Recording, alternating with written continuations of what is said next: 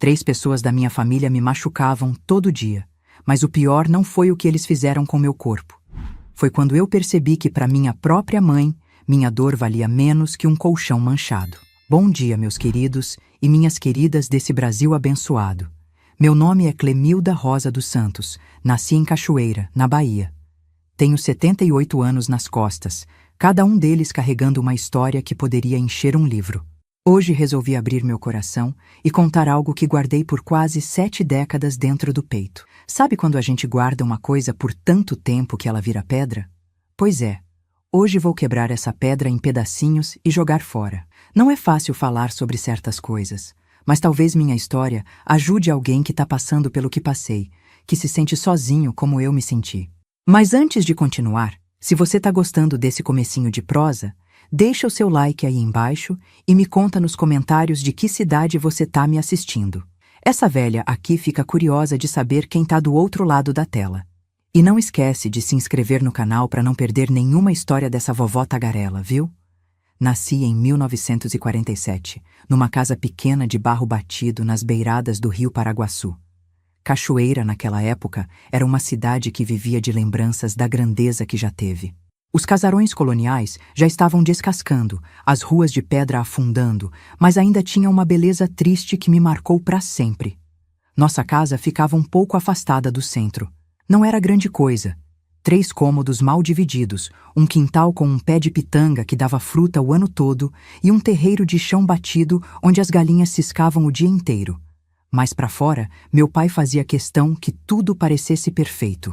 A fachada sempre pintada de azul clarinho, as janelas de madeira bem conservadas, o portãozinho sempre fechado como se guardasse algum tesouro lá dentro. Meu pai, Josivaldo dos Santos, trabalhava na usina de açúcar que ainda funcionava naquela época. Era um homem alto, forte, de mãos calejadas e olhos que pareciam sempre estar procurando algo para criticar. Usava sempre camisas limpas, mesmo no calor mais brabo, e tinha um bigode aparado com uma precisão que dava medo. Na rua, era seu Josi, respeitado, cumprimentava todo mundo com aquele jeito de homem direito. Ia à missa todo domingo, sentava sempre no mesmo banco, cantava os hinos com uma voz que enchia a igreja. Em casa, era outra pessoa. Minha mãe, Josefa, era uma mulher miúda, de cabelos sempre presos num coque tão apertado que parecia esticar a pele do rosto dela. Vivia de olhos baixos, como se o chão fosse a coisa mais interessante do mundo. Quando não estava cozinhando ou lavando roupa, estava limpando. Meu Deus, como aquela mulher limpava! Parecia que a sujeira era o maior inimigo dela. O chão de nossa casa era de terra batida, mas ela passava o dia inteiro varrendo, como se pudesse transformar aquela terra em mármore se varresse com força suficiente. Meu irmão, Genivaldo, era 2 anos mais velho que eu. Desde pequeno, foi o xerox do meu pai. Mesmo jeito de andar, mesma maneira de olhar de cima para baixo, mesmo talento para fazer a gente se sentir pequeno com uma frase curta. Ele estudava, eu não. Menina não precisa de muito estudo, dizia meu pai. Só o suficiente para não passar vergonha e ler a Bíblia. E aí tinha eu, Clemilda. Uma menina magricela, de tranças mal feitas e vestidos costurados em casa. Sempre um pouco curtos porque eu crescia rápido e tecido era caro. Na escola, quando ainda me deixavam ir, eu era invisível. Não tinha amigas, não participava das brincadeiras no recreio. Ficava num canto, observando as outras meninas rirem e correrem, e imaginava como seria ter aquela liberdade. Em casa, aprendi desde cedo a fazer o mínimo barulho possível.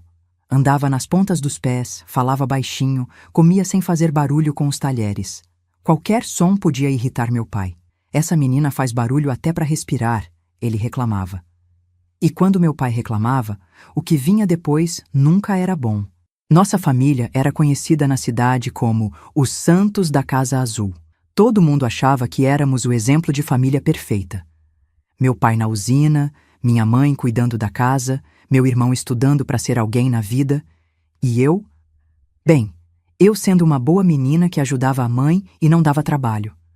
Ninguém via o que acontecia quando a porta se fechava. Lembro de um dia, devia ter uns 9 anos, quando a professora pediu para a gente desenhar nossa família. As outras crianças fizeram desenhos coloridos, com sorrisos e corações. Eu desenhei 4 bonecos de palito, todos sérios, separados por um espaço grande entre cada um. A professora chamou minha mãe para conversar sobre o desenho. Dona Josefa, a Clemilda fez um desenho estranho da família. A senhora acha que está tudo bem em casa?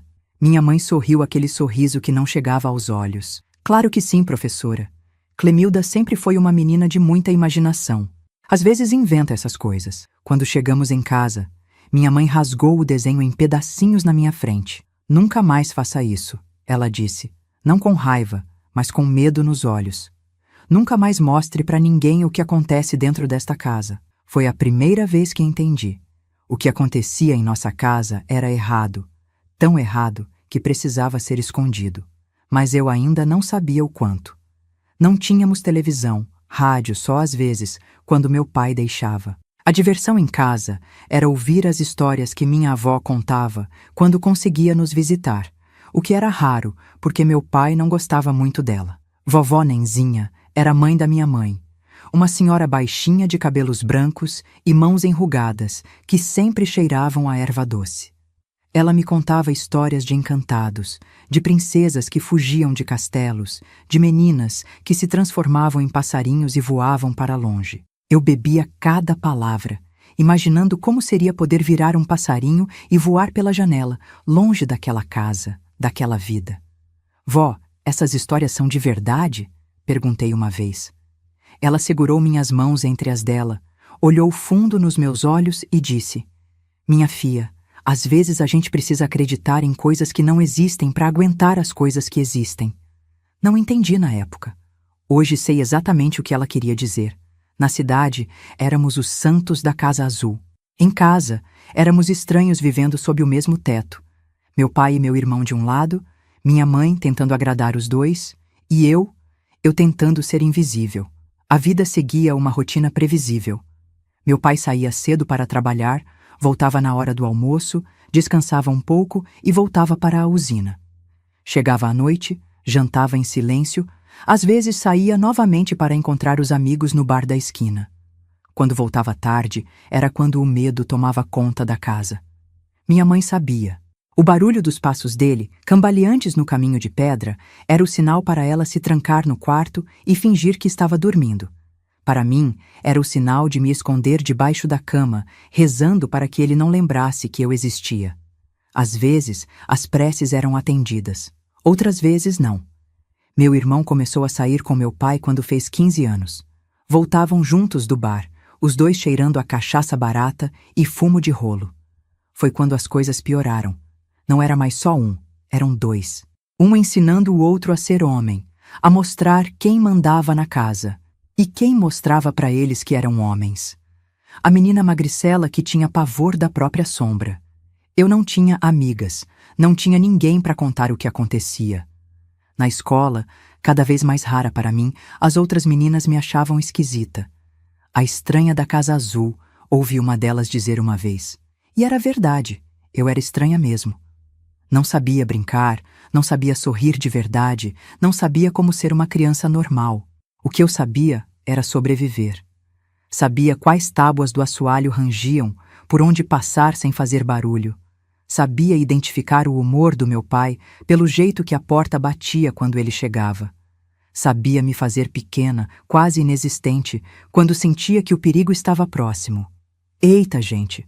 Tô aqui falando e quase esqueço de dizer, se você tá gostando dessa história, por mais triste que seja, deixa um comentário dizendo de onde você é. Essa velha aqui fica curiosa. Será que tem alguém me assistindo lá do sul? Do norte? Diz aí nos comentários. E aproveita para deixar o like e se inscrever no canal. Prometo que apesar do começo difícil, essa história tem coisas importantes para ensinar. Voltando. Quando eu tinha uns 12 anos, começaram a acontecer coisas no meu corpo. Coisas que ninguém tinha me explicado, que me assustavam.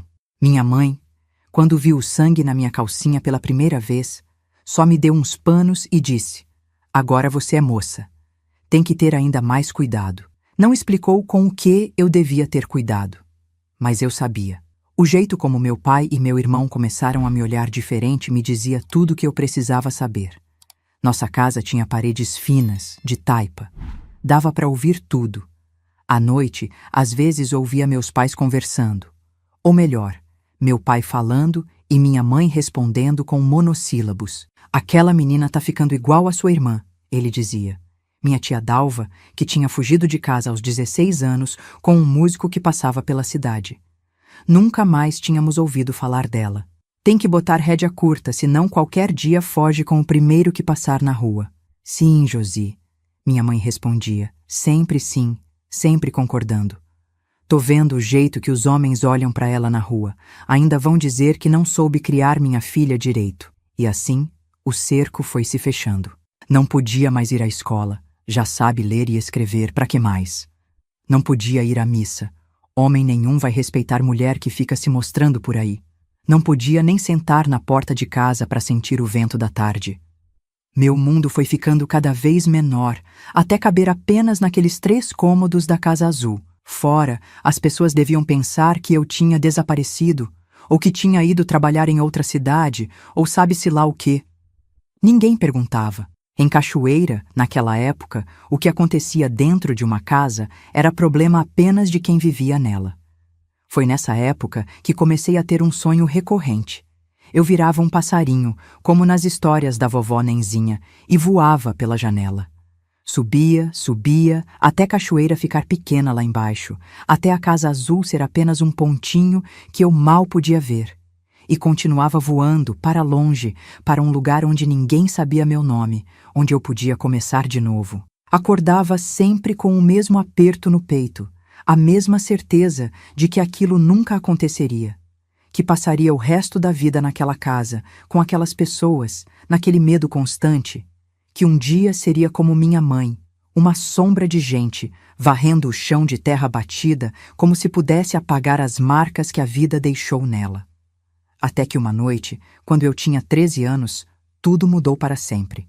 Meu pai e meu irmão voltaram do bar mais cedo que o normal. Minha mãe já estava trancada no quarto, fingindo dormir como sempre fazia. Eu estava no meu cantinho, um pedaço da sala separado por um lençol pendurado, que era o que eu chamava de quarto. Ouvi os passos deles, diferentes do normal. Não eram cambaleantes como de costume, eram decididos, e vinham na minha direção. O que aconteceu naquela noite é algo que tentei esquecer por décadas.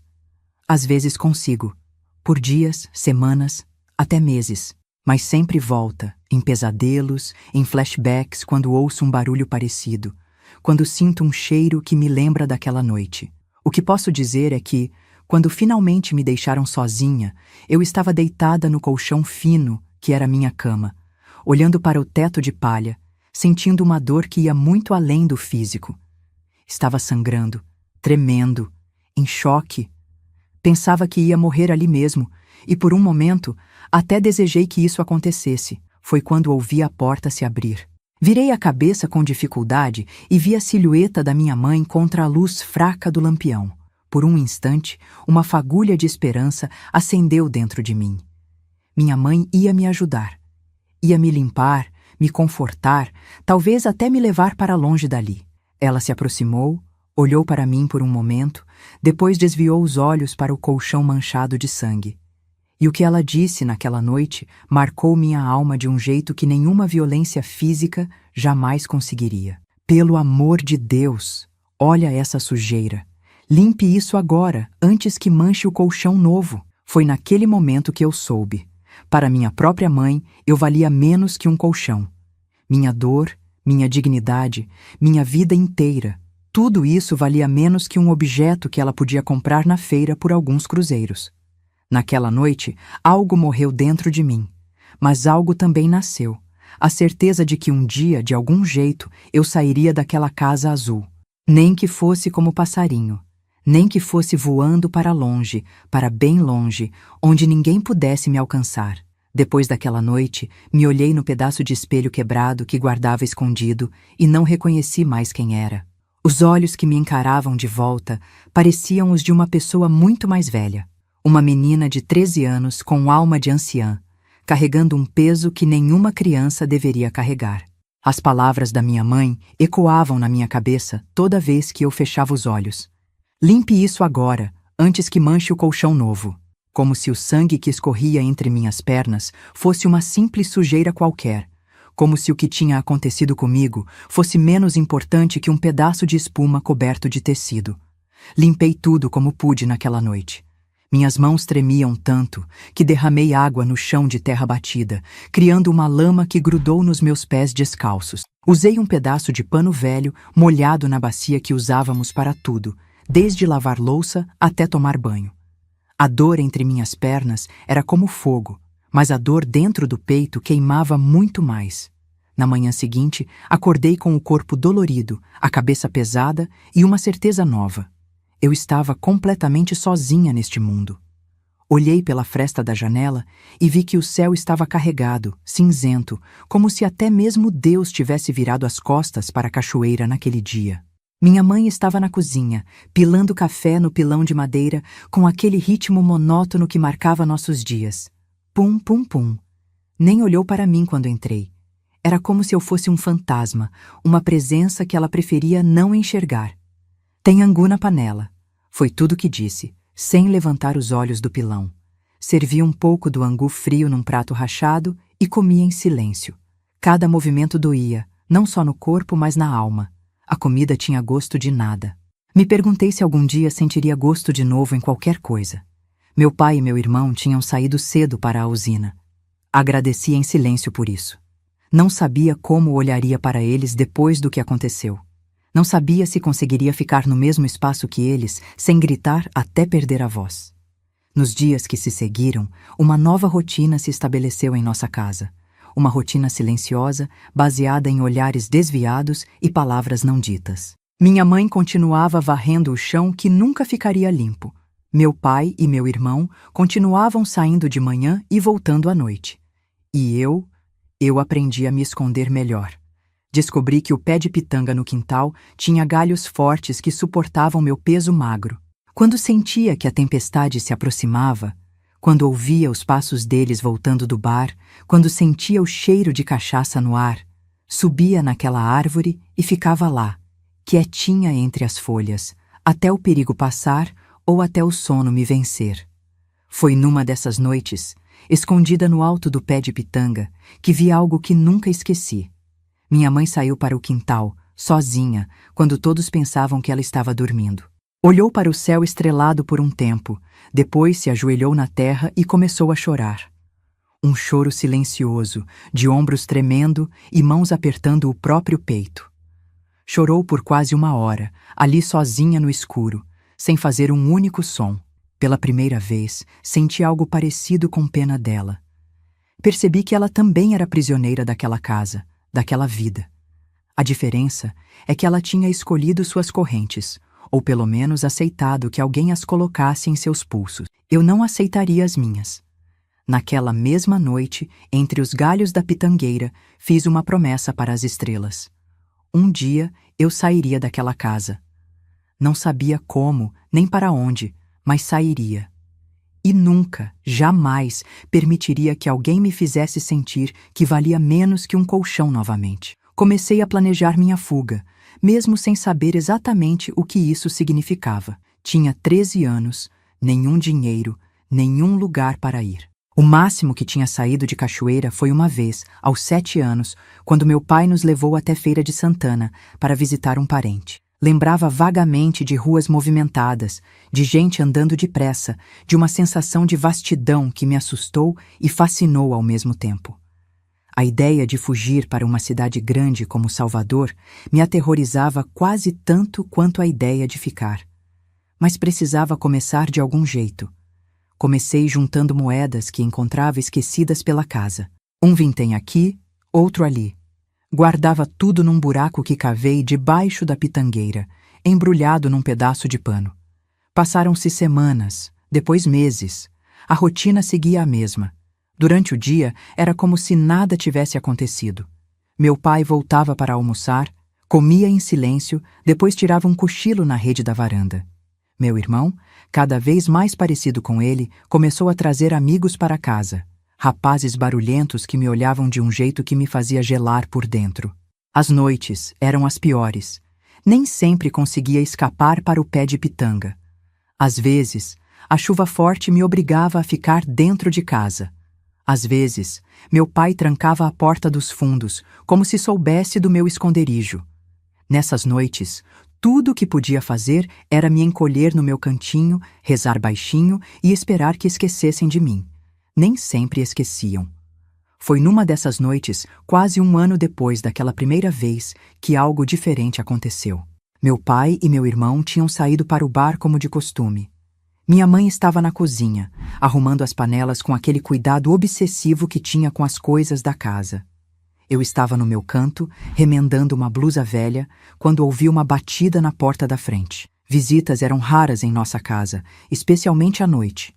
Minha mãe foi atender, limpando as mãos no avental como se a pessoa pudesse ver a sujeira imaginária que ela sempre combatia. Era a tia Dalva. Minha tia que tinha fugido com um músico quase 20 anos atrás, que nunca mais tínhamos visto, que era mencionada em casa apenas como exemplo do que acontece com mulheres sem vergonha. Estava ali, parada na nossa porta, com uma maleta pequena na mão e um vestido colorido que parecia fora de lugar em Cachoeira. "Boa noite, Josefa", ela disse, a voz mais firme do que eu imaginava.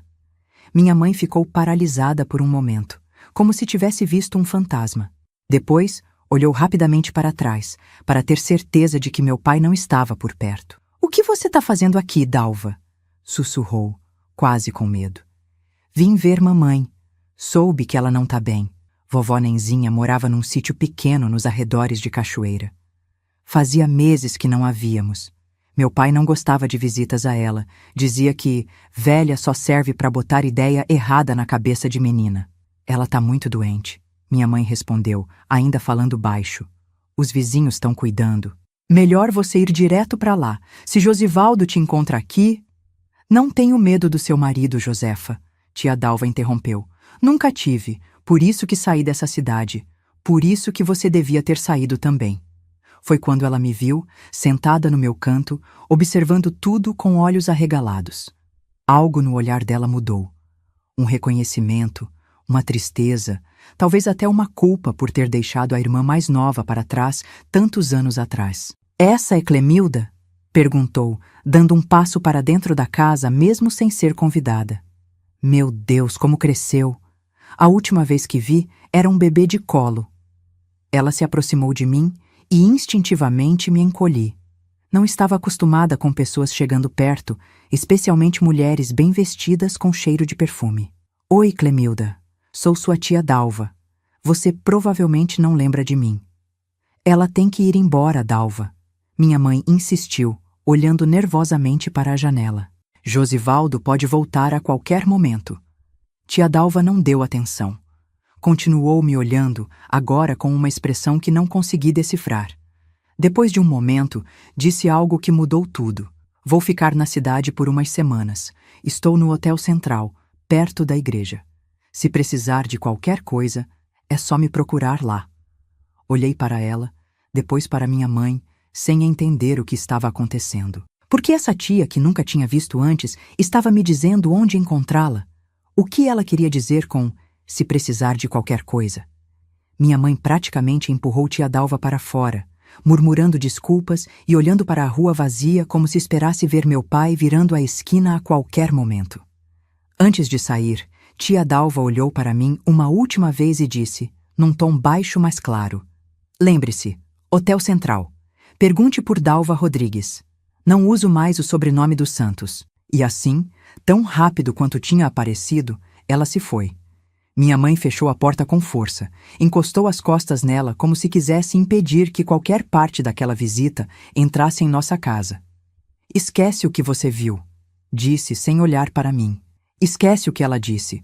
Sua tia sempre foi o problema da família. Não quero você tendo ideia de seguir os passos dela." Mas era tarde demais. A semente já tinha sido plantada. Havia um mundo lá fora. Havia uma mulher que tinha escapado de Cachoeira, que tinha deixado para trás o nome dos Santos, que usava vestidos coloridos e perfume. Uma mulher que não tinha medo de Josivaldo. Naquela noite, não dormi. Fiquei deitada olhando para o teto de palha, pensando no Hotel Central, em tia Dalva, em possibilidades que nunca tinha considerado antes. Meu pequeno tesouro enterrado sob a pitangueira não seria suficiente para uma passagem de ônibus até Salvador, mas talvez fosse o bastante para me levar até o Hotel Central para descobrir o que minha tia Dalva tinha a dizer. Quando finalmente adormeci, não sonhei com passarinhos voando para longe. Sonhei com portas se abrindo. Os dias seguintes foram diferentes. Havia uma energia nova dentro de mim, um propósito. Observei a rotina da casa com olhos mais atentos, procurando padrões, momentos em que poderia sair sem ser notada. Comecei a guardar pequenas coisas que poderia levar comigo. Um pente quebrado, um lenço que tinha sido da vovó Nenzinha, a agulha e linha que usava para remendar roupas. Minha mãe parecia nervosa, mais agitada que o normal. Limpava a casa com ainda mais fúria, como se quisesse apagar qualquer vestígio da visita de tia Dalva. Meu pai não parecia ter notado nada diferente, graças a Deus. Continuava sua rotina de sempre. Usina, almoço, usina, bar, casa. Foi numa terça-feira, quase 2 semanas depois da visita de tia Dalva, que a oportunidade surgiu. Meu pai tinha ido para a Feira de Santana resolver algum problema na usina. Não voltaria até o dia seguinte. Meu irmão estava trabalhando um turno extra e minha mãe precisava ir ao mercado comprar feijão e farinha. Você fica em casa, ela disse, pegando a sacola de palha que usava para as compras. Termina de lavar aquelas roupas, volto antes do almoço. Assenti obedientemente como sempre fazia. Mas assim que ela virou a esquina, corri para o quintal. Desenterrei meu pequeno tesouro. Eram apenas alguns cruzeiros, mas representavam meses de economia cuidadosa. Peguei o lenço da vovó Nenzinha, a agulha e linha, o pente quebrado. Amarrei tudo num pedaço de pano, o vestido menos surrado que tinha e uma troca de roupa íntima. Olhei para a casa uma última vez. Aquelas paredes de taipa, aquele chão de terra batida que minha mãe nunca conseguiu deixar realmente limpo. O fogão a lenha, onde ela preparava a comida que nunca tinha gosto. O cantinho separado por um lençol que tinha sido meu mundo por quase 14 anos. Não senti nada. Nem tristeza, nem alívio, nem medo. Era como se estivesse olhando para a casa de um estranho. Saí pelos fundos, passando pelo pé de pitanga que tinha sido meu refúgio tantas noites. Arranquei uma fruta madura, coloquei na boca. O gosto doce e ácido ao mesmo tempo me fez lembrar que ainda estava viva, que ainda podia sentir algo além de dor e medo. Cachoeira não era uma cidade grande, mas naquele dia parecia imensa. Andei rápido, cabeça baixa, evitando olhar para as pessoas que passavam. A qualquer momento poderia encontrar alguém que me reconhecesse, que me perguntasse por que não estava em casa, que fosse contar para minha mãe ou meu pai. O Hotel Central ficava numa esquina perto da igreja matriz. Não era realmente um hotel, mas uma pensão simples, com um letreiro desbotado. Entrei com o coração batendo tão forte que achei que as pessoas podiam ouvir. A recepção era apenas um balcão de madeira com uma sineta. Toquei a sineta com dedos trêmulos. Uma senhora de cabelos grisalhos apareceu, me olhando com curiosidade. Pois não, minha filha. Eu estou procurando por Dalva Rodrigues. Consegui dizer, a voz quase sumindo. Ela é minha tia. A senhora me examinou por um momento, talvez avaliando se eu estava dizendo a verdade. Depois, apontou para uma escada estreita nos fundos. Quarto 3, final do corredor. Ela deve estar lá agora. Subi as escadas com pernas bambas. O corredor era escuro, iluminado apenas por uma janela pequena no final. Parei na frente da porta com o número 3 pintado à mão. Levantei a mão para bater, mas hesitei. E se tia Dalva não quisesse me ver? E se tivesse dito aquilo apenas por educação? E se... A porta se abriu antes que eu pudesse bater. Tia Dalva estava ali, usando um vestido azul claro e com os cabelos presos num coque elegante, tão diferente do coque severo da minha mãe. Clemilda, ela disse sem parecer surpresa. Eu estava esperando por você. Entrei no quarto pequeno, mas limpo. Tinha uma cama de solteiro, um armário de madeira, uma mesinha com uma jarra de água e copos. Na parede, um quadro com a imagem de Nossa Senhora do Carmo, a padroeira de Cachoeira. Senta! Ela indicou a única cadeira. Sentei-me, segurando meu pequeno embrulho de pertences contra o peito, como se fosse um escudo. Sua mãe sabe que você está aqui? Perguntou, embora seu tom sugerisse que já sabia a resposta. Balancei a cabeça negativamente. Ela foi ao mercado. Não vai demorar muito para perceber que fugi. Tia Dalva assentiu, depois sentou na beirada da cama, de frente para mim. Por alguns momentos, apenas me observou, como se tentasse enxergar algo além da menina magra e assustada que eu era. Clemilda, preciso te perguntar uma coisa, e quero que você seja completamente honesta comigo. Ela hesitou, depois continuou. Seu pai, ele te machuca? A pergunta era simples, direta. Mas ninguém nunca tinha me perguntado isso antes. Ninguém nunca tinha sequer sugerido que o que acontecia em nossa casa não era normal, não era certo. As palavras ficaram presas na minha garganta. Como explicar? Como colocar em palavras o horror das noites, o sangue no colchão, as mãos que deveriam proteger e, ao invés disso, destruíam? Não consegui falar. Apenas assenti, os olhos fixos no chão. Tia Dalva suspirou profundamente. Depois fez algo que me surpreendeu. Ajoelhou-se na minha frente, pegou minhas mãos entre as dela. Me perdoa, disse, a voz embargada. Me perdoa por ter ido embora e deixado você e sua mãe lá. Eu devia ter voltado antes. Devia ter verificado. A senhora não tinha como saber, respondi, encontrando minha voz finalmente. Ninguém sabe o que acontece na Casa Azul. Ninguém quer saber. Ela apertou minhas mãos com mais força. Agora eu sei. E você não vai voltar para lá. Foi como se um peso enorme tivesse sido tirado dos meus ombros. Lágrimas que não sabia estar segurando começaram a escorrer pelo meu rosto. Não eram lágrimas de tristeza, mas de algo parecido com alívio.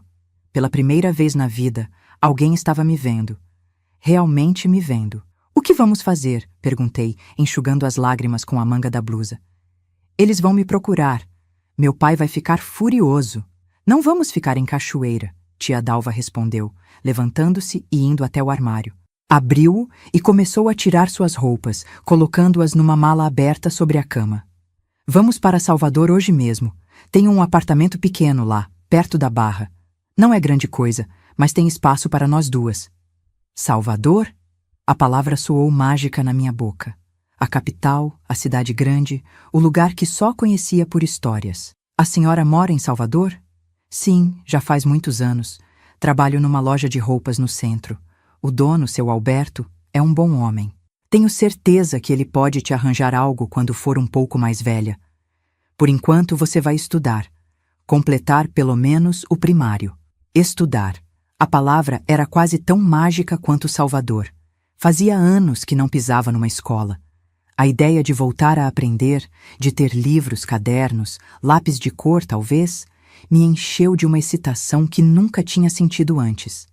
Tia Dalva continuou arrumando suas coisas, falando sobre Salvador, sobre seu apartamento, sobre como eu iria gostar do mar.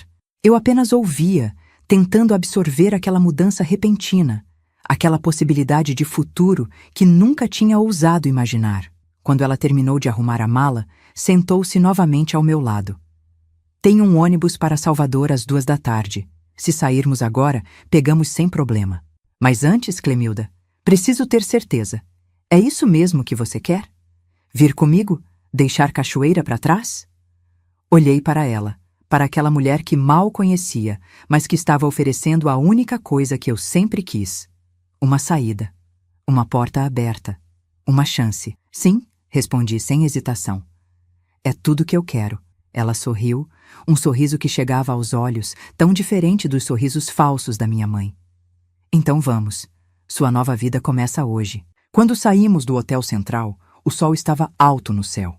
As ruas de Cachoeira pareciam diferentes agora, menos ameaçadoras, menos opressivas. Eram apenas ruas de uma cidade pequena que logo ficaria para trás. No caminho para a rodoviária, passamos perto do mercado. Por um instante, pensei ter visto minha mãe entre as barracas de frutas. Virei o rosto rapidamente, apertei a mão de tia Dalva com mais força. Ela pareceu entender. Acelerou o passo. A rodoviária de Cachoeira era apenas um pátio com algumas plataformas e uma bilheteria. Tia Dalva comprou nossas passagens e nos sentamos num banco para esperar o ônibus. Está nervosa? Ela perguntou, notando como eu não parava de balançar as pernas. Um pouco, admiti. E se ele vier atrás de nós? E se... Seu pai não vai nos encontrar. ela disse com firmeza. Salvador é grande demais, e mesmo que tentasse, não deixaria ele te levar de volta. Nunca mais. Queria acreditar nela. Queria acreditar que existia um lugar onde meu pai não poderia me alcançar, onde suas mãos não poderiam me tocar, onde sua voz não ecoaria nas minhas noites de pesadelo. Quando o ônibus finalmente chegou, subi os degraus com pernas trêmulas. Sentei na janela, com tia Dalva ao meu lado. Enquanto o motor roncava e o veículo começava a se mover, olhei pela última vez para a cidade que tinha sido minha prisão por quase 14 anos. As casas coloridas de Cachoeira foram ficando para trás. A igreja matriz, as ruas de pedra, o rio Paraguaçu que cortava a cidade. Em algum lugar lá estava a Casa Azul, com seu quintal onde um pé de pitanga crescia forte, onde um pequeno tesouro agora esquecido permanecia enterrado. Não senti tristeza ao ver tudo desaparecer. Senti algo diferente, algo que demorei a reconhecer porque nunca tinha sentido antes. Esperança. Vai ficar tudo bem agora, tia Dalva disse, colocando a mão sobre a minha. Prometo. Enquanto o ônibus subia a estrada que levava para fora de Cachoeira, olhei para o céu pela janela. Estava azul, sem nenhuma nuvem. Pensei nos passarinhos das histórias da vovó Nenzinha, nos sonhos que tinha de voar para longe. Não precisava mais desses sonhos. Estava realmente voando agora, deixando para trás a casa onde aprendi que, para algumas pessoas, eu valia menos que um colchão manchado. Indo para um lugar onde talvez pudesse descobrir quanto realmente valia. Chegar em Salvador foi como pisar em outro planeta. Nunca vou esquecer aquele final de tarde, o ônibus descendo a ladeira da Avenida 7 de Setembro e eu grudada na janela vendo o mar pela primeira vez. Um azul tão intenso, tão imenso que fazia doer os olhos. Parecia que o mundo tinha se aberto de repente, mostrando que era muito maior do que eu jamais imaginei dentro daquela casa azul em Cachoeira. É o mar, Clemilda, tia Dalva disse, apontando para aquela imensidão azul. A primeira coisa que vamos fazer amanhã é te levar para molhar os pés na água. O apartamento de tia Dalva ficava num prédio antigo no bairro da Barra, perto do Farol. Era pequeno, uma sala-cozinha, um quarto e um banheiro. Mas para mim, parecia um palácio. Tinha piso de cerâmica, não de terra batida. Tinha uma geladeira de verdade, não apenas uma caixa com gelo. Tinha água encanada que saía quente do chuveiro, uma maravilha que nunca tinha experimentado antes. Naquela primeira noite, deitada num colchão no chão da sala, tia Dalva insistiu que eu ficasse com a cama, mas não aceitei. Não consegui dormir. Não por medo, como acontecia em Cachoeira, mas por excitação. Estava em Salvador. Estava livre. Estava com alguém que se importava comigo, que não me via como um fardo ou um objeto. A sensação era tão estranha, tão nova, que meu corpo não sabia como processar. Os primeiros dias foram de descobertas. Tia Dalva me levou para conhecer o mar, como prometido. Pisar na areia quente, sentir a água salgada nos pés, ouvir o barulho das ondas quebrando na praia, tudo parecia um sonho. Também conheci o elevador Lacerda, o mercado modelo, o Pelourinho com suas igrejas douradas e casarões coloridos. Andei de ônibus pela primeira vez. Vi carros mais do que jamais tinha visto na vida toda. Ouvi sotaques diferentes, músicas diferentes. Vi pessoas de todos os tipos e cores. Era como se tivesse vivido até então num mundo em preto e branco, e de repente alguém tivesse ligado as cores. Tia Dalva trabalhava numa loja de roupas femininas no centro da cidade. O dono, seu Alberto, era um senhor português já de idade, com cabelos brancos e um sotaque carregado que me fazia sorrir. Ele tinha uma filha da minha idade que já morava em Portugal. Então, me tratava com uma gentileza especial, quase paternal. Essa menina precisa estudar, Dalva, ele disse um dia, quando tia Dalva me levou à loja. Uma moça esperta como ela, sem estudo, é um desperdício. E assim, apenas 2 semanas depois de chegar a Salvador, me vi matriculada numa escola pública perto de casa. Estava muito atrasada para minha idade. Com quase 14 anos, só tinha completado o 2º ano primário, antes que meu pai me tirasse da escola em Cachoeira. Fui colocada numa turma com crianças de 9 e 10 anos, o que era humilhante, mas não me importei. Estava estudando de novo. Tinha cadernos novos, lápis coloridos, livros. Podia aprender, crescer, sonhar. As primeiras semanas na escola foram difíceis. Não estava acostumada a conviver com outras crianças, a falar em público, a levantar a mão para responder perguntas. Minha timidez era tão grande que as professoras achavam que eu tinha algum problema. Uma delas chegou a perguntar à tia Dalva se eu era normal. Ela é mais normal do que muita gente que conheço, tia Dalva respondeu, com aquela firmeza que eu admirava tanto. Só precisa de tempo e paciência. E tempo foi o que tive. Dias se transformaram em semanas, semanas em meses. Salvador deixou de ser um lugar estranho e intimidador e começou a se tornar meu lar. Aprendi a andar sozinha pelas ruas do bairro, a pegar o ônibus para a escola, a comprar pão na padaria da esquina. Coisas simples que para outra menina seriam banais, mas para mim representavam uma liberdade que nunca tinha conhecido. Tia Dalva me inscreveu num programa de aceleração escolar para que eu pudesse recuperar os anos perdidos. Estudava em dobro. À noite fazia lições extras, nos fins de semana lia livros emprestados da biblioteca municipal. Descobri que adorava aprender, que minha mente era como uma esponja sedenta por conhecimento. Em especial, me apaixonei por história e geografia.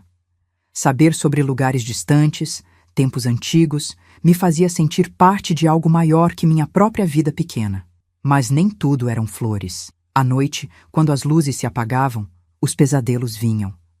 Sonhava com a casa azul em Cachoeira, com meu pai entrando no meu quarto, com o colchão manchado de sangue, com as palavras frias da minha mãe. Acordava gritando, suada, o coração batendo tão forte que parecia que ia explodir. Tia Dalva sempre vinha me acudir nesses momentos. Sentava ao meu lado, afagava meus cabelos, cantava baixinho até que eu me acalmasse. Nunca perguntava sobre os pesadelos, esperava que eu falasse quando estivesse pronta. E por muito tempo não estive. Como falar sobre o horror? Como colocar em palavras o que tinha vivido? As marcas que ficaram não eram apenas na alma, mas no corpo também. Tinha cicatrizes que não podia explicar, dores que vinham e iam sem motivo aparente. Os médicos que tia Dalva me levou disseram que eu tinha problemas de saúde, eufemismo para as consequências do abuso prolongado. 6 meses depois de chegar a Salvador, recebi uma notícia que mudou tudo novamente. Vovó Nenzinha tinha falecido. Tia Dalva recebeu um telegrama de um vizinho do sítio onde ela morava. Morreu dormindo, pacificamente, segundo o vizinho. Não tivemos coragem de voltar à Cachoeira para o enterro.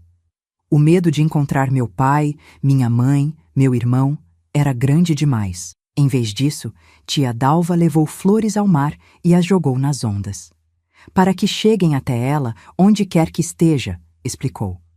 Foi nossa maneira de dizer adeus à vovó, que tinha enchido minha infância de histórias sobre princesas que fugiam de castelos, sobre meninas que se transformavam em passarinhos.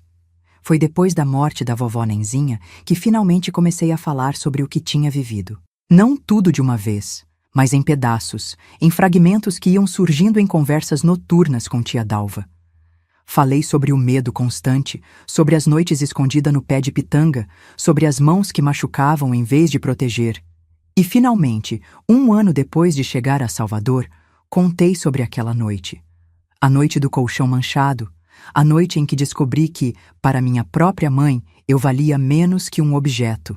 Tia Dalva chorou quando ouviu essa parte. Chorou de um jeito que nunca tinha visto um adulto chorar, com soluços que pareciam vir do fundo da alma.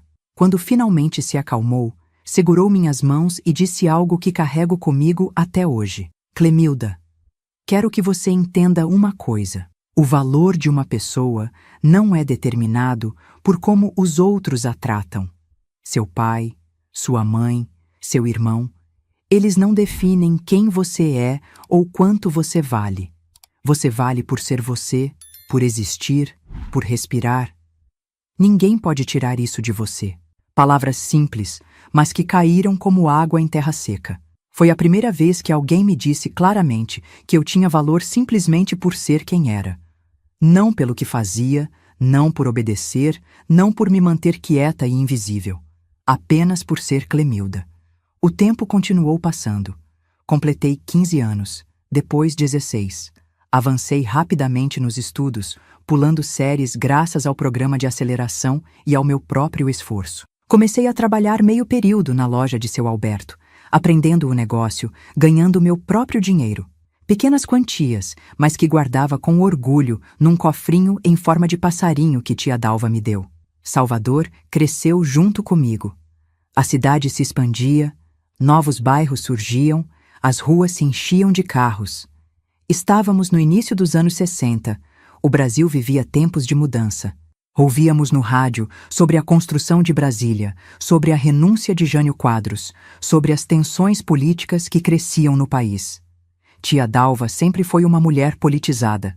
Participava de reuniões de sindicatos, lia jornais, discutia política com os amigos que frequentavam nossa casa.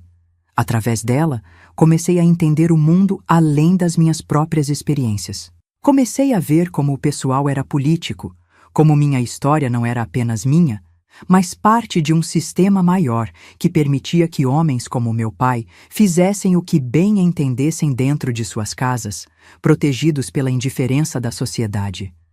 Foi por volta dessa época, quando tinha 17 anos, que conheci Antônio. Ele trabalhava numa livraria perto da loja de seu Alberto, um rapaz quieto de óculos redondos e cabelos sempre despenteados. Começou a me emprestar livros, romances, poesias, ensaios políticos. Conversávamos sobre o que eu lia, sentados nos degraus da livraria depois do expediente. No início, era apenas isso, conversas sobre livros, sobre ideias. Mas aos poucos, algo mais foi crescendo. Um afeto, uma conexão que me assustava e fascinava ao mesmo tempo. Antônio era diferente de qualquer homem que tinha conhecido. Gentil, respeitoso, nunca invadia meu espaço, nunca me tocava sem permissão. Quando ele finalmente criou coragem para me convidar para ir ao cinema, entrei em pânico. A ideia de estar sozinha com um homem, mesmo um como Antônio, me aterrorizava. Os fantasmas de Cachoeira ainda eram muito reais, muito presentes. Contei para a tia Dalva sobre o convite, sobre meu medo. Ela ouviu com atenção. Depois disse algo que me surpreendeu. Clemilda, você tem todo o direito de dizer não. Tem todo o direito de nunca mais querer proximidade com homem nenhum na vida. O que você viveu justificaria isso. Mas também tem o direito de tentar, de arriscar, de descobrir que nem todos os homens são como seu pai e seu irmão. A escolha é sua, e qualquer que seja, vou apoiar. Pensei muito naquelas palavras. Por dias, virei a questão na cabeça. Parte de mim queria dizer sim, queria conhecer Antônio melhor, queria experimentar algo que nunca tinha tido, um relacionamento baseado em respeito mútuo, em gentileza. Outra parte tremia só de pensar em estar vulnerável novamente, em confiar, em me abrir. Finalmente, decidi arriscar. Disse sim ao convite para o cinema com uma condição: que tia Dalva nos acompanhasse na primeira vez. Antônio aceitou sem hesitação, entendendo meu medo sem que eu precisasse explicar. Foi assim que, numa noite de sábado de 1964, tive meu primeiro encontro. O filme era Vidas Secas, baseado no livro de Graciliano Ramos que Antônio tinha me emprestado semanas antes. Tia Dalva sentou algumas fileiras atrás de nós, distante o suficiente para nos dar privacidade, próxima o suficiente para me dar segurança. Durante o filme, em um momento particularmente triste, Antônio segurou minha mão. Um gesto simples, inocente, mas que para mim significava um mundo de confiança. Não retirei a mão. Deixei que ficasse ali, sentindo o calor dos dedos dele entrelaçados nos meus. Uma sensação nova que não trazia medo, apenas um calor suave no peito. Ah, eita, gente! Desculpem esse desvio romântico da velha aqui. Às vezes me empolgo lembrando desses tempos. Vocês estão gostando da história? Deixa nos comentários se vocês estão acompanhando até aqui e de que cidade vocês estão me assistindo. Essa velha aqui fica curiosa, voltando. Aquele período em Salvador foi de descobertas, não apenas do mundo lá fora, mas de mim mesma. Descobri que podia ser mais do que uma vítima, mais do que a menina assustada da Casa Azul. Podia ser estudante, trabalhadora, amiga, talvez até namorada. Podia ser Clemilda. Não a Clemilda definida pelo que tinham feito comigo, mas a Clemilda que eu mesma escolhia ser. Mas a vida nunca segue um caminho reto, sem obstáculos. Em abril de 1964, o Brasil sofreu um golpe militar. As ruas de Salvador se encheram de soldados, as universidades foram invadidas. Pessoas começaram a desaparecer. Antônio, que era estudante de direito e participava do movimento estudantil, teve que se esconder por um tempo. Tia Dalva, sempre politizada, ficou apreensiva. Queimou livros e panfletos que poderiam ser considerados subversivos, passou a tomar cuidado com o que dizia e onde dizia. O clima de medo que se instalou no país me lembrava, de certa forma, o clima da Casa Azul. Nunca saber quando algo ruim aconteceria, nunca saber se o que você dissesse poderia provocar uma tempestade. Foi nesse contexto turbulento que recebi a primeira e única notícia direta de Cachoeira, quase 3 anos depois de ter fugido. Uma carta endereçada à tia Dalva, mas claramente destinada a mim. A caligrafia eu reconheceria em qualquer lugar. Era da minha mãe. A carta era curta, escrita num papel de caderno pautado. Dalva, sei que a menina está com você. Josivaldo descobriu. Está furioso. Diz que vai buscá-la de volta, que ela é propriedade dele. Tome cuidado. Josefa. Nenhum como vai você. Nenhum espero que esteja bem. Nenhuma demonstração de preocupação comigo. Apenas o aviso frio, o uso da palavra propriedade, que dizia tudo sobre como meu pai me via. O medo voltou com força total. Passei dias sem dormir direito, olhando para a porta do apartamento como se a qualquer momento ela fosse ser arrombada e meu pai surgisse ali, com aqueles olhos que me perseguiam nos pesadelos. Parei de ir à escola, de trabalhar na loja, de encontrar Antônio. Voltei a me esconder, como fazia no pé de pitanga. Tia Dalva, percebendo meu terror, tomou uma decisão radical. Pediu demissão da loja, vendeu o que podia do apartamento e 1 semana depois da carta, estávamos num ônibus para o Rio de Janeiro. Salvador não é mais segura para nós, ela explicou. Seu pai tem conhecidos aqui. Pode nos encontrar. No Rio, seremos apenas 2 entre milhões. Ele nunca nos achará lá. A viagem para o Rio foi longa e cansativa. 3 dias na estrada, dormindo sentadas, comendo em paradas de beira de estrada. Mas cada quilômetro que nos afastava de Salvador, e por extensão, de Cachoeira, era 1 quilômetro a mais de segurança. Chegamos ao Rio num domingo de manhã. A cidade era ainda maior, ainda mais intimidadora que Salvador. Montanhas imponentes, praias lotadas, arranha-céus que faziam doer o pescoço de tanto olhar para cima. O sotaque das pessoas era diferente, o ritmo da vida mais acelerado, o calor mais abafado. Tia Dalva tinha uma amiga que morava em Copacabana, Dona Berenice, que nos acolheu nas primeiras semanas.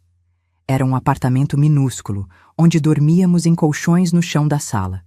Mas era seguro, era longe de Cachoeira. Era um novo começo. Encontrar trabalho foi mais difícil no Rio. Tia Dalva finalmente conseguiu uma vaga como vendedora numa loja de departamentos no centro da cidade. O salário era menor que em Salvador, as condições piores, mas era o que tínhamos. Eu, com quase 18 anos, também precisava trabalhar. Os estudos ficariam em segundo plano por um tempo. A sobrevivência vinha primeiro. Consegui um emprego como balconista numa padaria, perto de onde morávamos. Acordava às 4 da manhã, voltava no final da tarde com cheiro de fermento impregnado nas roupas e farinha até nos cabelos. Depois de 2 meses na casa de Dona Berenice, conseguimos alugar um quarto e cozinha nos fundos de uma casa em Botafogo. Era apertado, com um banheiro que dividíamos com outros inquilinos, mas era nosso espaço. Compramos aos poucos o básico, um fogão de 2 bocas, uma geladeira pequena que fazia um barulho estranho, 2 camas de solteiro. A vida no Rio era dura, mas livre. Livre do medo constante, livre da sombra do meu pai, livre das memórias que cada canto de Salvador tinha começado a acumular. Era um recomeço completo, numa cidade onde ninguém nos conhecia, onde podíamos ser quem quiséssemos. Sentia a falta de Antônio, das nossas conversas sobre livros, do toque suave da mão dele na minha. Trocamos algumas cartas nos primeiros meses, mas a distância e as circunstâncias foram esfriando o que mal tinha começado a florescer. A última carta que recebi dele contava que tinha sido aceito na Universidade de São Paulo, que ia se mudar para lá, que talvez um dia nossos caminhos se cruzassem novamente. No Rio, com 18 anos recém-completados, comecei a construir uma nova identidade. Não era mais apenas a menina que fugiu da Casa Azul, a sobrevivente. Era Clemilda, uma jovem trabalhadora, estudiosa. Voltei a estudar à noite, com sonhos e planos para o futuro. Um desses sonhos era ter meu próprio negócio um dia. Algo pequeno, talvez, mas meu. A ideia começou a formar-se enquanto trabalhava na padaria. Observava como tudo funcionava, como os clientes vinham não apenas pelo pão, mas pelo café, pelo bate-papo, pelo ambiente acolhedor. Tia Dalva apoiava meus sonhos, como sempre. Você tem cabeça boa para negócios, Clemilda, dizia. Lembra como organizou as prateleiras na loja de seu Alberto? Como ele sempre elogiava seu jeito com os clientes? Vai dar certo, você vai ver. Os anos no Rio passaram rapidamente. O trabalho duro, os estudos noturnos, a luta diária para economizar cada centavo que pudéssemos. Mudamos para um apartamento um pouco maior em Botafogo, com um quarto para cada uma. Tia Dalva conseguiu um emprego melhor numa loja de tecidos finos em Copacabana. Eu continuava na padaria, agora como gerente, responsável por toda a operação do turno da manhã. Foi no Rio também que conheci Jorge, um rapaz que trabalhava entregando pão para a padaria. Era mais velho que eu, tinha 25 anos quando nos conhecemos. Um homem simples, trabalhador, com um sorriso fácil e olhos gentis. Começamos a conversar durante as entregas. Depois ele passou a me esperar no final do expediente, me acompanhava até o ponto de ônibus. A sombra de cachoeira ainda pairava sobre mim. Ainda tinha pesadelos, ainda ficava tensa quando um homem se aproximava demais, ainda tinha dias em que não suportava ser tocada. Mas Jorge era paciente, respeitava meus limites, nunca me pressionava por nada. Nosso namoro foi lento, cauteloso. Levei quase 1 ano para permitir mais que beijos e abraços. Jorge nunca reclamou, nunca exigiu explicações que eu não estava pronta para dar. Aceitava meus silêncios, minhas hesitações, meus momentos de retraimento. Tia Dalva gostava dele. É um homem decente, ela dizia. Do tipo que constrói, não que destrói. Quando completei 21 anos, em 1968, Jorge me pediu em casamento. Fiquei em pânico inicialmente. Casar significava viver com um homem, dormir na mesma cama, estar vulnerável de uma forma que jurei nunca mais estar. Pedi tempo para pensar, e ele respeitou, como sempre. Foi uma decisão difícil que passou por muitas conversas com tia Dalva, muitas noites de insônia, muitas lágrimas derramadas lembrando do passado. Mas finalmente decidi que não podia deixar que o que aconteceu na Casa Azul determinasse toda a minha vida. Não podia deixar que meu pai, mesmo à distância, continuasse controlando minhas escolhas, meus medos, meus limites. Disse sim a Jorge, com algumas condições. Que tia Dalva viveria conosco, pelo menos no início. Que teríamos quartos separados até que eu me sentisse pronta para mais. Que ele prometesse nunca, jamais, levantar a voz ou a mão para mim, não importa o motivo.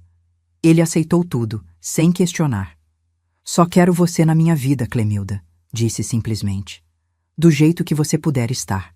Nos casamos numa cerimônia pequena no cartório, apenas com tia Dalva e alguns amigos como testemunhas. Nada de igreja, nada de festa. Não tínhamos dinheiro para isso, e eu não fazia questão. O importante era o compromisso, a promessa mútua de cuidado e respeito. Alugamos um apartamento pequeno em Botafogo, com 2 quartos, um para nós, outro para tia Dalva. Como prometido, Jorge nunca me pressionou. Dormíamos em camas separadas no mesmo quarto, um arranjo que muitos achariam estranho, mas que para nós funcionava. Foi apenas 6 meses depois do casamento que finalmente me senti pronta para uma intimidade maior. Não foi fácil. Os fantasmas de cachoeira apareciam nos momentos mais inesperados, fazendo meu corpo congelar, minha mente entrar em pânico. Mas Jorge era paciente, gentil, sempre me dando controle sobre o que acontecia, quando acontecia, como acontecia. Aos poucos, descobri que intimidade podia ser algo bonito, prazeroso, baseado em confiança mútua. Que meu corpo, aquele mesmo corpo que tinha sido violado tantas vezes, podia ser fonte de sensações boas, de conexão genuína com alguém que realmente se importava comigo. Foi como uma cura lenta, gradual, dos ferimentos invisíveis que carregava. Não uma cura completa. Algumas cicatrizes nunca desaparecem totalmente, mas uma reconciliação com meu próprio ser, uma recuperação do controle sobre minha vida, meu corpo, minha história. A vida seguiu seu curso. Continuei trabalhando na padaria, agora como gerente geral. Jorge foi promovido a supervisor de entregas da panificadora que abastecia várias padarias da Zona Sul. Tia Dalva continuava na loja de tecidos, mas já falava em se aposentar, em voltar para a Bahia. Não para Cachoeira, nunca para lá, mas talvez para Salvador, de onde guardava boas lembranças. O sonho de ter meu próprio negócio continuava vivo. Junto com Jorge, economizávamos cada centavo que podíamos. O plano era abrir uma pequena quitanda, vendendo frutas, verduras e produtos básicos. Algo simples para começar, que pudéssemos expandir com o tempo. Em 1970, nosso sonho finalmente começou a se materializar. Encontramos um ponto comercial pequeno, numa rua movimentada de Botafogo. O aluguel era alto, mas a localização compensava. Com nossas economias e um empréstimo que Jorge conseguiu com seu patrão, abrimos a Quitanda Clemilda. O início foi difícil, como todo começo de negócio. Trabalhávamos de sol a sol, eu na frente atendendo clientes, Jorge nos fundos organizando estoque e fazendo entregas. Mas aos poucos, fomos conquistando a clientela local. Meu jeito atencioso com os clientes, lembrando nomes, perguntando sobre a família, sugerindo produtos, fazia diferença. As pessoas voltavam, traziam amigos, espalhar a palavra.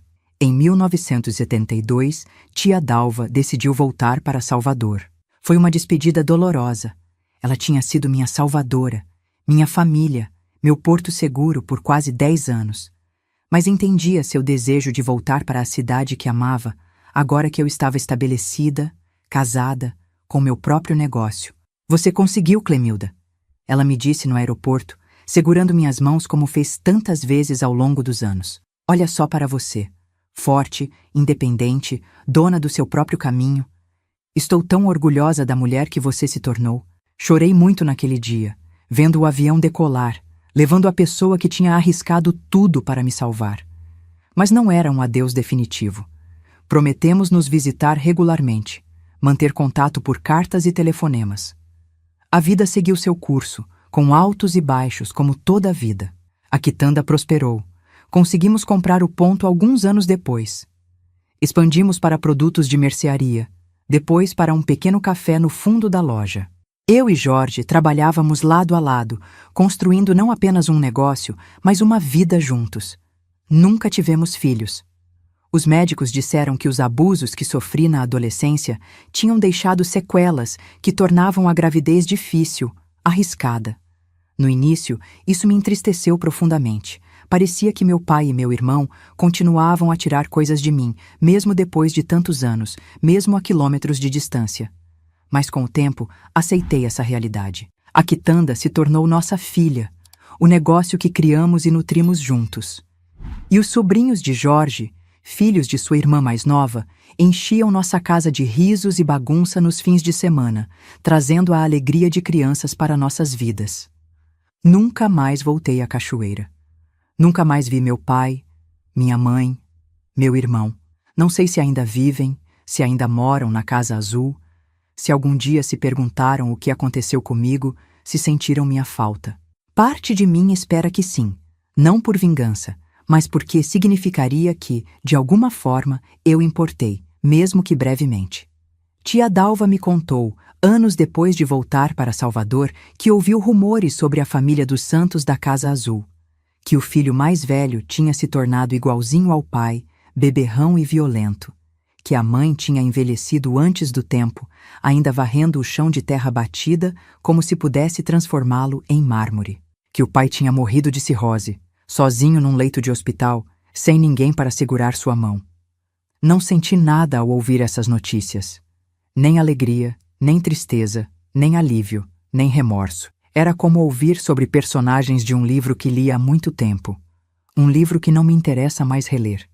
Os anos foram passando. O Brasil mudou, o Rio mudou, eu mudei. Vivemos a ditadura, a abertura política, a volta da democracia. Vimos a inflação galopante dos anos 80, os planos econômicos que nunca davam certo, a chegada do real que finalmente trouxe estabilidade. Nossa quitanda se tornou uma instituição no bairro. Dona Clemilda da Quitanda.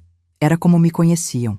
As crianças que atendi nos primeiros anos se tornaram adultos que traziam seus próprios filhos para comprar frutas e saborear o café que Jorge preparava com tanto carinho. Tia Dalva faleceu em 1998, pacificamente, durante o sono. Fui a Salvador para o funeral. Reencontrei velhos amigos, visitei lugares que tinham sido importantes para mim. Mas não senti mais aquela conexão com a cidade. Meu lar era o Rio agora. Tinha sido por mais de 30 anos. Jorge se foi em 2010, vítima de um câncer no pâncreas que o consumiu rapidamente. Foi a perda mais dolorosa da minha vida adulta. O homem que tinha me mostrado que amor podia ser gentil, que intimidade podia ser segura, que um casamento podia ser uma parceria de iguais, não uma prisão. Continuei com a quitanda por mais alguns anos, depois decidi vender. Estava cansada, com mais de 60 anos nas costas, pronta para desacelerar. Comprei um apartamento pequeno, mas confortável em Copacabana, perto da praia. Nas manhãs, caminho pela orla, observo o mar que me encantou quando cheguei ao Rio tantas décadas atrás. Às vezes, quando o vento sopra de certo jeito, sinto o cheiro de pitangas maduras. Lembro do pé no quintal da Casa Azul, dos galhos que me acolheram em tantas noites de terror.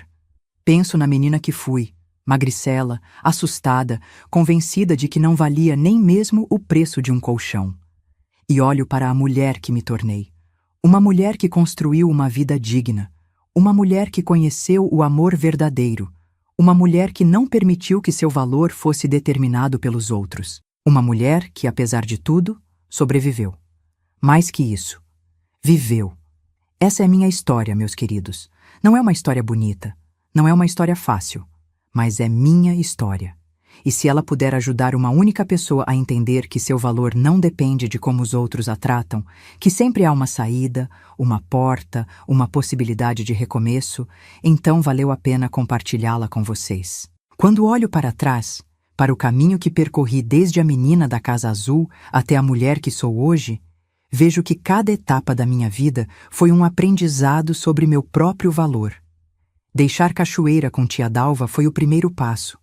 Descobrir Salvador foi respirar liberdade pela primeira vez. Fugir para o Rio de Janeiro foi aprender que às vezes precisamos recomeçar mais de uma vez. Conhecer Jorge foi entender que nem todos os homens são como meu pai e meu irmão. Abrir a quitanda foi provar para mim mesma que podia construir algo do zero. Cada tijoinho dessa construção me ajudou a entender que meu valor não estava no que os outros diziam sobre mim. Não estava nas palavras frias da minha mãe sobre o colchão manchado. Não estava nos olhares de desprezo do meu pai. Meu valor estava em mim mesma, na minha capacidade de sobreviver, de recomeçar, de construir, de amar apesar das cicatrizes. Tia Dalva foi a primeira pessoa a me mostrar isso. Você vale por ser você, por existir, por respirar. Ninguém pode tirar isso de você, ela me disse uma vez. Palavras que carreguei comigo como um talismã nos momentos mais difíceis. Jorge reforçou essa lição, com seu amor paciente, seu respeito pelos meus limites, sua crença inabalável nas minhas capacidades. Nossa quitanda se tornou mais que um negócio. Foi a prova concreta dessa reconstrução. As pessoas não vinham apenas pelas frutas frescas ou pelo café gostoso que Jorge preparava nos fundos. Vinham porque sentiam algo especial naquele lugar. O cuidado, o respeito, a atenção genuína que dávamos a cada cliente. Tratávamos todos como pessoas de valor, porque tínhamos aprendido o quanto isso importa. Não tivemos filhos biológicos, é verdade. Os médicos confirmaram o que eu já temia. Os abusos sofridos na adolescência tinham deixado marcas físicas permanentes. No início, isso me entristeceu profundamente.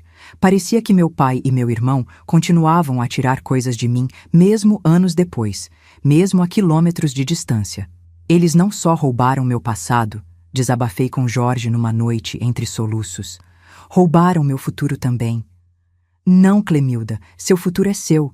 Sempre foi, sempre será. Ele respondeu com aquela sabedoria simples que sempre me surpreendia. E podemos construir uma família de muitas maneiras. E assim fizemos. Nossa família acabou sendo os jovens que trabalhavam conosco na quitanda, muitos deles nordestinos recém-chegados ao Rio. Os sobrinhos de Jorge que enchiam nossa casa de alegria nos fins de semana. Os clientes idosos que não tinham mais família e encontravam em nós um apoio, uma conversa amiga, um ouvido atento para suas histórias. Após a morte de Jorge, em 2010, o luto foi profundo, mas diferente do que senti quando perdi tia Dalva. Não menos doloroso, mas mais sereno. Tinha tido tempo para me preparar, para dizer tudo o que precisava dizer, para agradecer por cada momento. E tinha os filhos e netos que a vida nos deu, não de sangue, mas de coração. Hoje, aos 78 anos, sentada na varanda do meu apartamento em Copacabana, olhando para o mar que me fascinou desde a primeira vez que o vi ao chegar a Salvador, sinto uma paz que nunca imaginei possível para aquela menina aterrorizada da Casa Azul. Nunca mais voltei à cachoeira. Nunca mais vi meu pai, minha mãe, meu irmão. Soube por outros que meu pai morreu de cirrose, sozinho num leito de hospital. Que minha mãe continuou na Casa Azul, cada vez mais curvada, cada vez mais silenciosa, varrendo o mesmo chão de terra batida até o fim. Que meu irmão seguiu os passos do pai em tudo, na usina, na bebida, na violência. Não senti nada ao ouvir essas notícias. Era como ouvir sobre personagens de um livro que li há muito tempo, um livro que não me interessa mais reler. A menina que não valia um colchão se transformou numa mulher que construiu uma vida inteira baseada em valor. Não o valor material, embora nunca tenhamos passado necessidade, mas o valor humano, o respeito próprio, a dignidade que ninguém pode tirar de você quando você realmente acredita nela. Se há uma lição que aprendi em todos esses anos, é que nunca devemos permitir que outros determinem nosso valor. Nem pais, nem maridos, nem patrões, nem estranhos na rua.